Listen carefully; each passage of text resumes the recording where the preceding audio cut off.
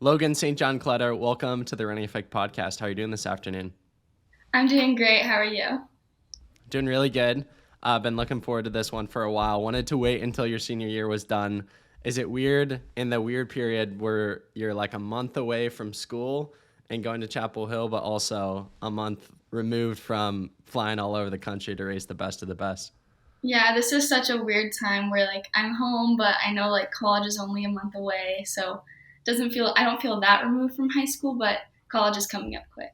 Outside of running in the summer, what are some of your favorite things to do? And was it nice when all the big invitationals were done and you could kind of just settle and not fly somewhere new every few days? Yeah, well, it was fun to travel for the end of my high school season, but it's really nice to get to relax now. And I'm out in Montana right now, Bozeman, with some of my family. We've been doing fun things like paddleboarding and just running out here is awesome. So it's been nice to be a little bit more relaxed and just kind of settle down a little bit for the summer. Speaking on some of the big invitationals that you get to go to, both in cross country and more so in track, you travel a little bit more indoor and outdoor. How do you how do you lock in and try to do your best to race when a lot of these places are like new experiences for you, like Seattle or San Diego? You've never been there before. You live in Pennsylvania. Like these are big, exciting places. How do you enjoy the trip, but also stay focused and not too wide eyed? Yeah, I mean, I was just super excited to get to visit these new places this year. Like St. Louis, kind of what I did to make myself look forward to that was kind of locking for the race, but then, know that I could go to the arch afterwards and kind of tour around after the race was done. And then just Seattle, it's just so beautiful out there in California as well. So I've just been excited to go and visit all these new states, run the race, and then, get to tour around them. The arch, did you go up to the top or did you just stay Yeah, on we the bottom? did. We Okay, went up the top. overrated or no? I didn't think it was overrated. It was really cool. I thought it was cool too. I wanted to go this year, but unfortunately it was all booked when we went there, but I went last year. And I Mhm. didn't realize it looks tall when you're in front of it, but when you get up to the top, I think you realize how big it is. And I also, for whatever reason, growing up, I didn't think you could go up to the top. And I think you think how do you even get to the top? And then you get in the small cubicle. It feels like, I don't know, Yeah, some space the movie. ride was kind of scary. It was shaking a lot. I was like, we're gonna fall. My other hot take is St. Louis is the second worst major American city. What's your take on that?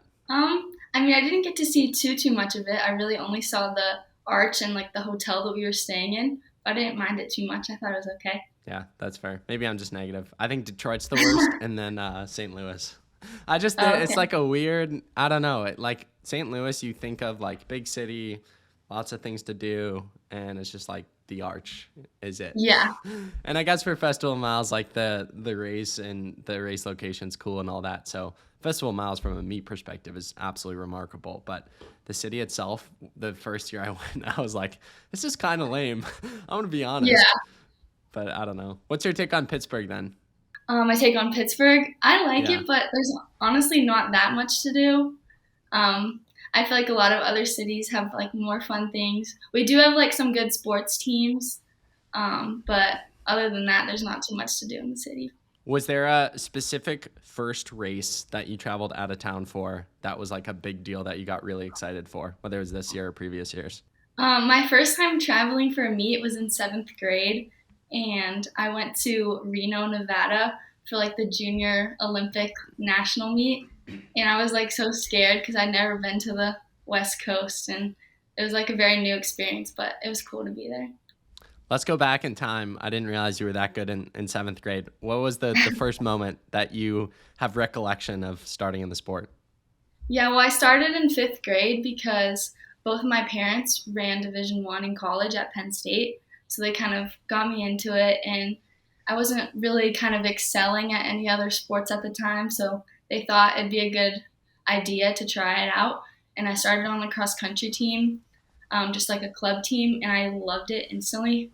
And I loved getting better and improving every single time I would go to practice and racing and competing. I just fell in love with that aspect as well. So I stuck with it since then. What was in your mindset? Was it kind of surprising how good you got right away? You said you started in 5th grade and then 7th grade, you're flying out to Nevada, to Yeah, race the best of the best at that age. What was that like? Quick progression? Like a lot of people, it takes them years and years. yeah. Well, I was surprised how quickly I was kind of picking it up. I remember like going home to my mom in 5th grade and telling her every day I was hanging with like the top girls longer and longer at every practice, and then like slowly working my way up on the team, and then just realizing by the end of I think 6th grade that I was pretty good at it. So then in 7th grade, yeah, I got to go to a national meet, and it was really cool to get to experience that so young. But yeah, I'd say end of 6th grade was when I realized that I was pretty good at it. Do you think your enjoyment for the sport early on came as a result of you being like really, really good? Or do you think you genuinely like just enjoyed the act of running? I think at first I really enjoyed it, and I think a little bit like maybe at the start of high school, it was a little bit of a shock to realize like I wasn't really as good as I was in middle school because there was a lot more competition. So I struggled a little bit there, but like throughout my high school years, I found to love it, like no matter the performance. So. For you growing up, how much did your parents talk about like being D1 runners? And as you kind of progressed in the sport, how much did you lean on them and their own experiences within it? Yeah, well, it's so cool to have parents that understand exactly what it's like. Because if I didn't, I don't know if I would have made it this far. Because yeah, my parents know exactly what I'm going through when I'm like nervous for a race or want to like work very hard, and they've always been there to support me through like ups and downs in the sport because they've been just in the exact same spot where I am. So it's so nice, and yeah, they knew that I had a shot to run collegiately, but they never really pushed it on me. They kind of just let me find it on my own. They never like wanted me to go to Penn State just because they went there. They just kind of let me do my own thing and see where I would end up. Something I would say is just how good female high school running has gotten over the past few years, specifically your class that just graduated. Can you speak to the level of just how good you guys have gotten and what it was like to be a part of that this past year? Yeah, it's just incredible to see like how many amazing girls there are nowadays, and seeing how much like national records have gotten broken this year is just super crazy to be kind of a part of this class and know that I don't even know what it'd be like in the next generation, like how much better people are going to get then. How many? I mean, they probably didn't have too many national races back then. Maybe Kinney, which is now Footlocker, but how many national championships and records off the top of your head do you think you'd have if you raced your mom in high school? That era. Well, my mom qualified for Kenny back in the day, but she did place better than I did, so Really? she might have me beat there, just like by place, but yeah. How often does she bring that one up? Now that A you're lot, taking, yeah. oh, okay. I was like, "Mom, I'm definitely gonna beat your spot," but then she still got me. So What did she end up placing? I think like 18th or something. Okay. Yeah. So going So yeah. into Foot Locker, was that the only goal on your head, or were there other goals? Well, I actually wore her uniform for the regional. So it was really cool to like wear her singlet. That was like 30 something years old. And so I wore that in just like hopes of making it and being the second one in our family to do it. So we weren't like too competitive with it. It was just kind of like a little joke we had. But yeah, I was just excited to just follow in her footsteps. And back in the day, Kenny was also on Balboa, right? Or was it somewhere else? Yeah.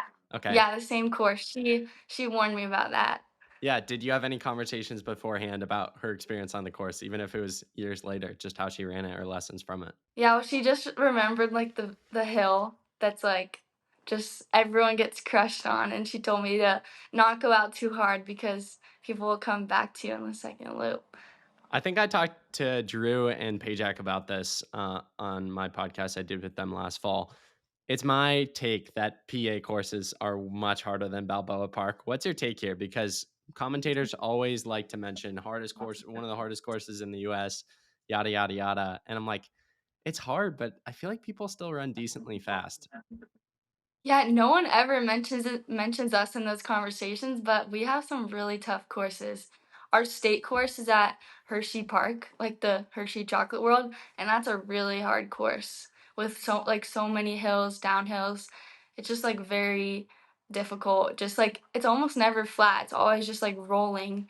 And then it got moved this year somewhere else, but last year we had our district meet at this place called Cal U, and that hill, it was probably like 1,000 meters just straight up a hill. And I swear, like, even the top girls would be like almost walking up it. Like, it was so hard. But yeah, I think people need to consider our courses in that conversation because they're not easy. So we talked about your starting the sport in 5th grade and then going to, I forget what you called it, but basically like Olympic trial type thing for 7th graders in 7th grade. Take me through the point of like high school or maybe even in middle school, you felt this where you enjoyed the sport enough to the point of being like, I want to explore this collegiately and potentially go D1. Yeah, I think it was kind of the end of my freshman year. I started to like really like drop my times. I'd run like 5:04 and I think just under 11 minutes. So I kind of realized then that those are pretty good times, and if I continue to improve, there could be definitely a chance to go D1. And so just from there, I kind of kept it on my radar, but you can't really talk to schools until the end of your sophomore year. So I just kind of kept that in mind and just kept running, and then just started the recruitment process at the end of sophomore year. For a high school girl listening who's a freshman or sophomore or even junior in high school and wants to run in college, I was going to say post collegiately. That's not the word. Post high school in college. We're not talking about pro running just yet. Maybe in 4 years when I talk to you. What would be some words of wisdom or advice you'd have for someone who has those ambitions but they don't quite know where to start or like how to get their foot in the door with specific schools or coaches?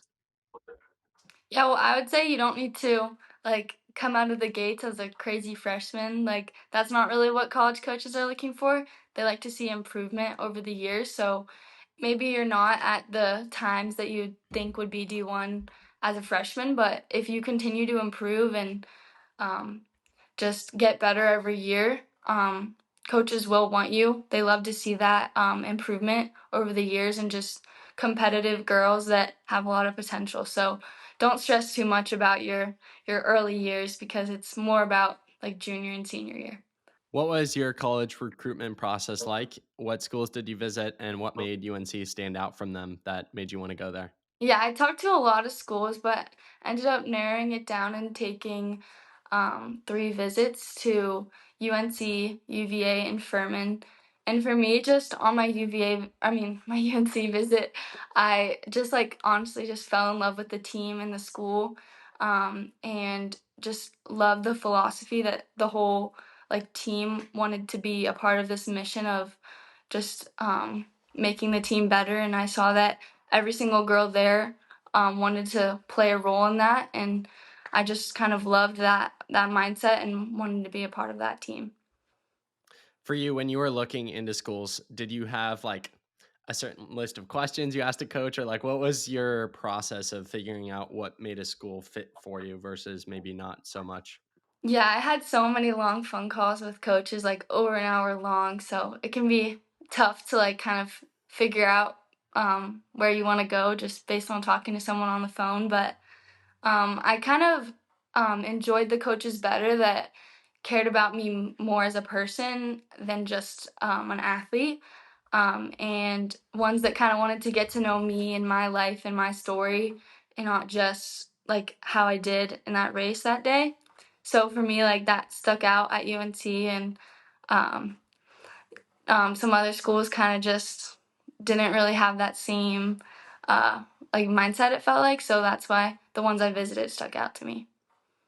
You mentioned that freshman year and kind of having a breakout years trying to run some faster times. Take me through your 4 years of high school. You don't have to take me through every single race unless you want to, but like your progression to get to where you're at today and what that's meant looking back on it. Yeah, well, I'm just so lucky to have continued to improve every year. I've had some great guidance from coaches, and yeah, just I started off my freshman year in cross country like barely able to break 20 minutes in the 5K, which is kind of crazy looking back at it. But then um, through like that freshman year of track season, I started to like learn how to race again and race with the high school girls, and saw that like I made it to my first state meet that outdoor season, and that kind of carried into the fall where I ended up doing like pretty well in cross country in my state, but kind of going out of the state wasn't really as competitive as I would have liked to be. Like I got like 32nd at Footlocker regionals in my sophomore year, so just not like quite there yet. And then I had an injury at the end of my, or like the outdoor season of my sophomore year, so I didn't really get to race at all that season.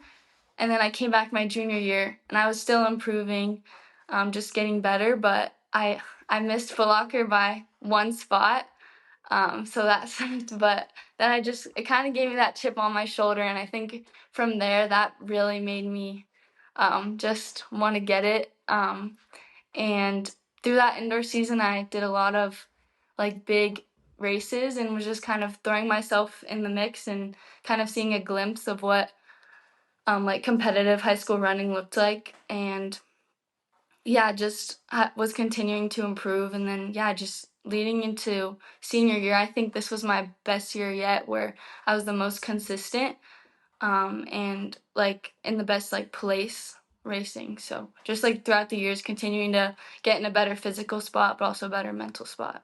Take me through that like next 24 hours after placing 11th at the Footlocker Northeast Regional meet. I think a lot of people would like be devastated and I wouldn't say quite hang up the spikes, but definitely like it could not work for them and they would end up like degressing. For you, as you said, you kind of had a chip on your shoulder and that went into this year. Take me through the next like the 24 hours post race and how you ultimately viewed that as like a positive in some sense. Yeah. Well, I finished 12th, but they ended up taking the 11th girl. So I didn't know I missed it by one until like the day later, and I was like, "Dang, like this really sucks." And like the girl that passed me right in the like home stretch, like right before the line. So I really did just miss it. But I was really, really disappointed. But I knew I still had one more year, and I had improved like 20 spots from the last year. So I was still seeing improvements being made, but just not like quite getting to Footlocker yet. So I kind of just I literally put her uniform back up like on my wall, and it sat there for a year, and I was like, I'm making it next year. So it just kept me pretty determined, and I was just like ready to go back next year and do it. Yeah, going to this past fall, which is weird to say because we're almost up on this fall, so I can only say that for like another month. What did it mean to ultimately make the meet and like reflect and think back to a year previous, your junior year, missing it, as you mentioned, like hanging up her uniform, using that as motivation? What were those moments like? Yeah, well, I knew it was my final attempt, like the last time I could ever make it. So I just kind of ran like I was going to make it and there was no question about it. I just kind of put myself up in the mix and um, just kind of stayed pretty confident and relaxed throughout that race and ended up finishing fourth and going to San Diego. So it was probably the most happy I've ever been after a race, and just was so excited to get to go to California. Obviously, even if you're like the best in the country, undeniably, you still have to get it done on the day. And so for you, even though like on paper, you probably should make the meet, I'm sure you're still aware, like in your head, like five and off day, there are a lot of good people in this race. This could be rough. How do you battle those like if those turn into nerves, those nerves or those thoughts of like things still have to go right? Yeah, you have to just be just extremely confident in yourself and your abilities. That was something that was a little bit of a struggle for me, but at that meet in particular, I was like, I'm not missing this again. I'm making it. I know I'm good enough to make it. I just have to go and do it. And yeah, I just kind of knew from the time the gun went off because I was in a pretty healthy mindset that I was going to be able to do it if I just stuck with it. So as long as you like stay like really positive and continue to believe in yourself and just like know that you can do it, then I think that's when it will all come together. What would you say to people? I know you kind of gave some advice there, but people who really struggle with pre-race anxiety, how have you overcome it over the years? And also just speak to it in general, because I think a lot of people see someone like you and your times and your accomplishments and they're like, oh, only like moderately good people in the sport experience anxiety. But as I've come to learn, a lot of times the people that are the best of the best experience it even more. Yeah, well, I wished back then that people would talk about this more because no one really did. I thought I was pretty alone with this, but I know so many people now that struggle with this and it's sad. And so I hope that everyone gets to have their moment. But for me, it was just like finding this balance of just working as hard as you can is like a confidence booster in itself because you know that there's nothing more that you could have done. And then if you kind of match that with a great support system of people that are there for you no matter how you perform, and just kind of having fun and getting excited, having things to look forward to when you get to a race where there's a lot of competition. Like maybe you go out to lunch with your friends before the race or something like that, and just having like those things to kind of like support you and help you get to the line in like a healthy mindset are all just like kind of the biggest things for me. So just when you put all of that together, I think that's when I've had my best performances. You've run 4:37 in the mile. How in the world? How do you run that fast? Asking for a friend. I I really don't know. Like that race was just crazy. I also just can't believe that 4:37 gets you fifth place these days. So it's just like actually amazing that we're this good these days. But just yeah, those girls really pulled me along to that time. It definitely wouldn't have been possible without them. So I was super lucky to get to be in that race and for Hoka to put that meet on where all of us could break 440 together. So it was really fun. You rerun that race, you run 4:45 but place first, or you stick with the result fifth, 4:37. Which are you taking? I'm absolutely sticking with 437. I don't care if I got last and I ran 437. Like that was amazing. Yeah. Very fair.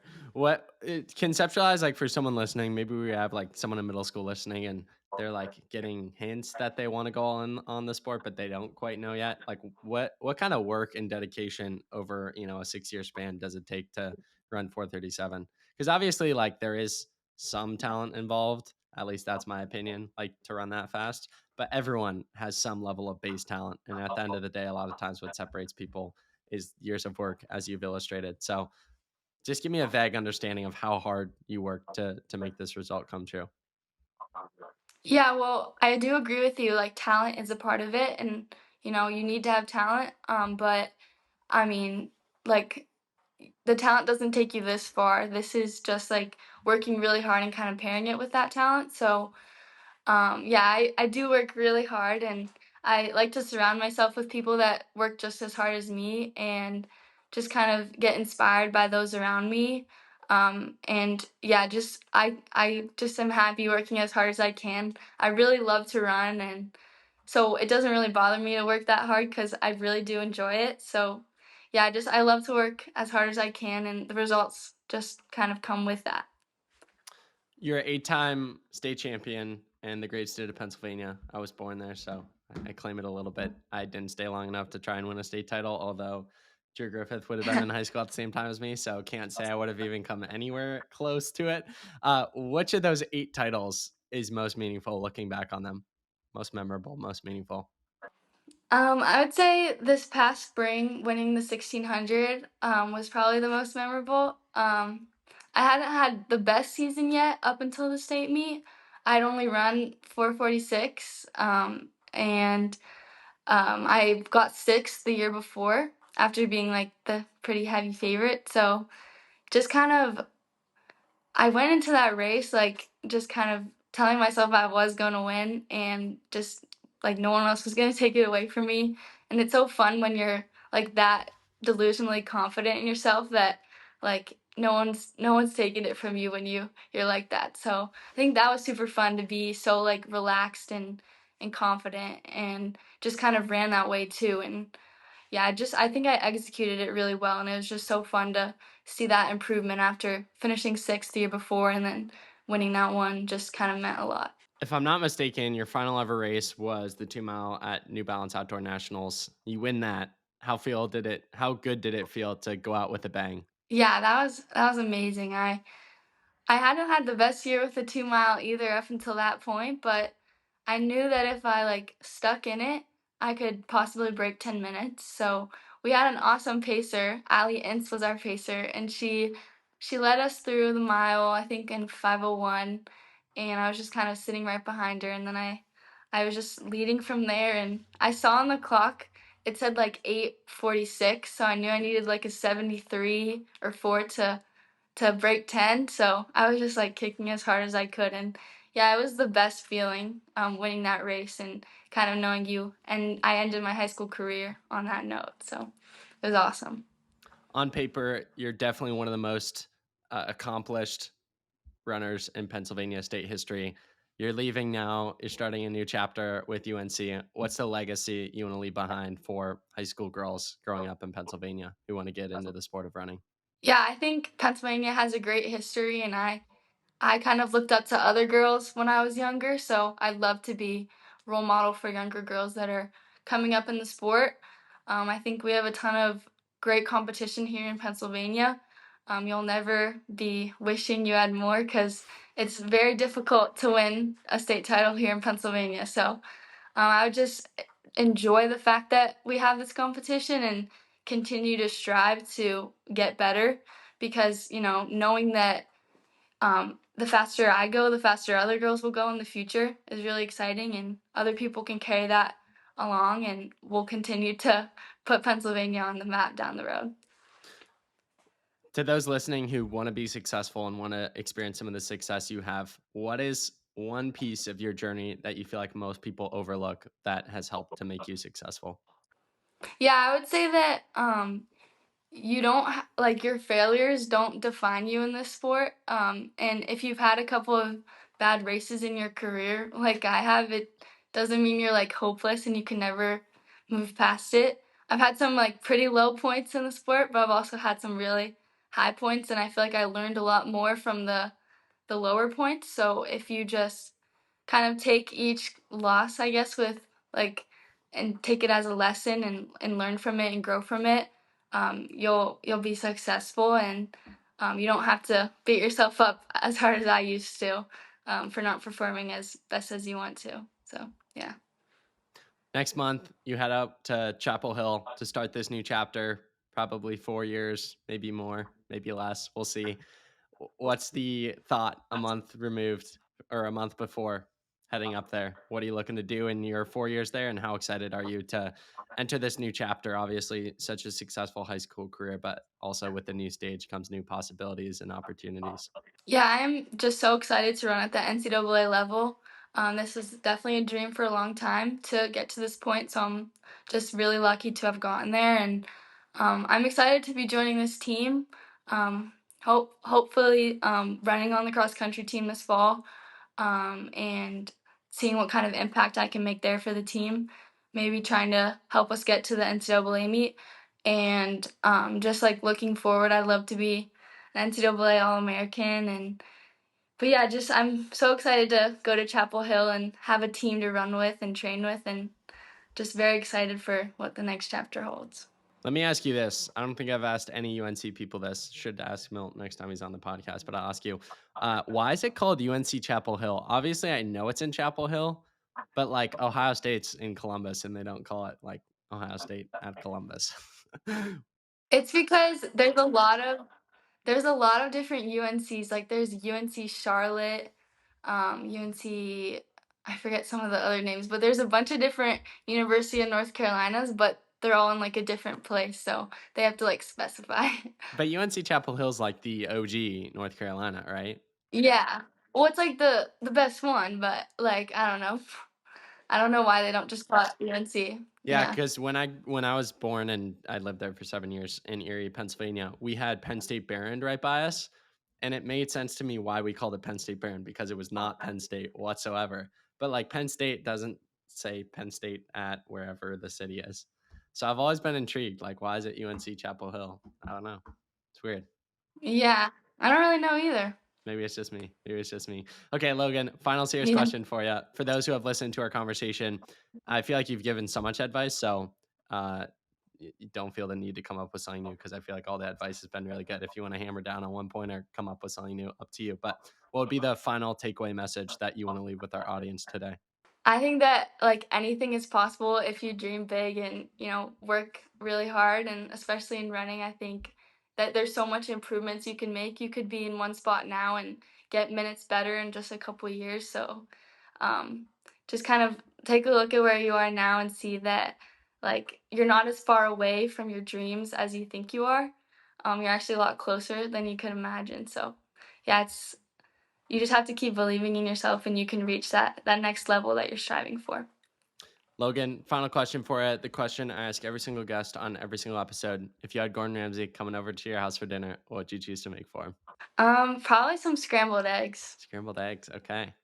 Yeah. What's the key to good scrambled eggs? What's the recipe? I don't nothing too fancy with them, just some salt and pepper. But I'm not the best cook, so that'd probably be the best thing I can make for him. Scrambled eggs. Hey, that's better than some Yeah. responses I've heard. The funniest are the kids or Yeah. people who grown adults sometimes, which is more embarrassing when they say like, I'll just put like cereal.